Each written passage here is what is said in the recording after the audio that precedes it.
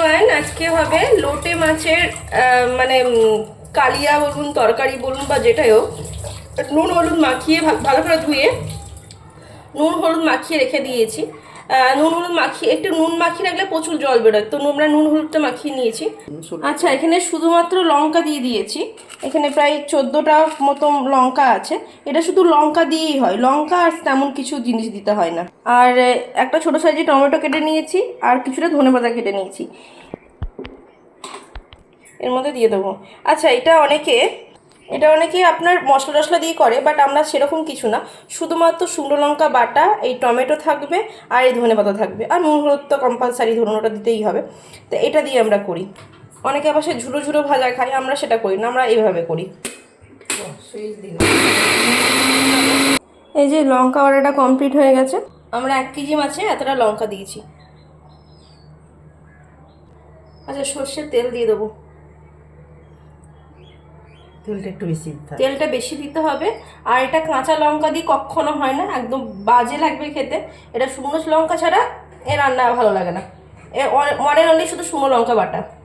অনেকে জিরে ধনে এটা ওটা দেয়, বাট আমরা এইভাবে দিই না, আমরা এইভাবে করি, আর এইভাবে খেতে খুব সুন্দর হয়।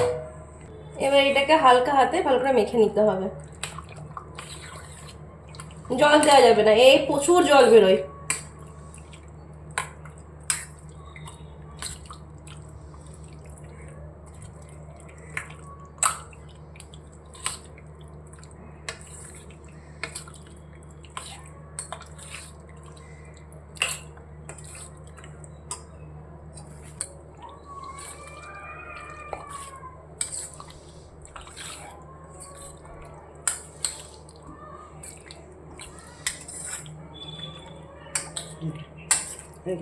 মাখানো হয়ে গেছে, এবার এটা বসানো।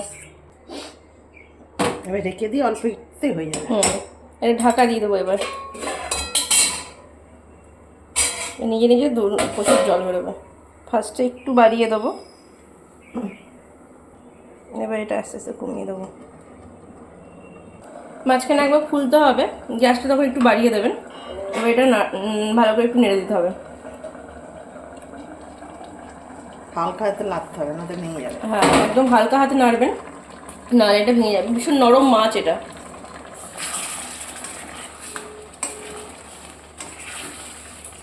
এই দেখুন, এখানে একটু হালকা করে নেড়েছে, তাতে দেখুন ভাঙতে শুরু করে দিয়েছে। এত নরম এটা। একটু ভাবতে নিয়ে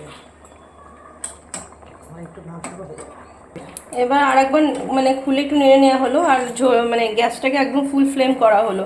এটা একদম কমিয়ে হবে না গ্যাস। প্রচুর নরম মাছ, ওই খানিকক্ষণ হলেই হয়ে যায়। তো মাছটা আমাদের ফুটে এসছে, একদম হয়ে গেছে।